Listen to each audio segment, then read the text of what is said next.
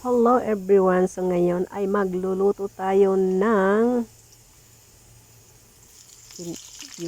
ginisang ampalaya. So ayan, nilagay ko na yung sibuyas at saka bawang. Huwag niyo napansinin ang kalan ko kasi nasunugan niya na nagparito ako.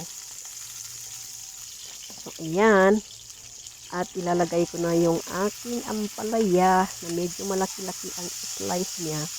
Pinalo ko na dyan yung asin at saka paminta. Diretsuhang luto na lang kasi nagmamadali ako. Kasi may niluluto rin ako sa loob. So, ayan. At hindi ko na rin pinakita ang paglagay ko ng itlog. Dalawa ang itlog na nilagay ko. Haluin ko na.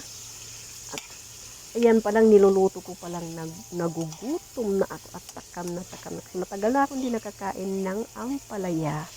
So maybe 1 year hindi ako nakakain ng ampalaya. So ngayon lang na ulit my favorite ulam.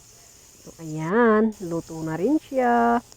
Ready to eat na at kakain na tayong mga idol. Ayan. Thank you for watching.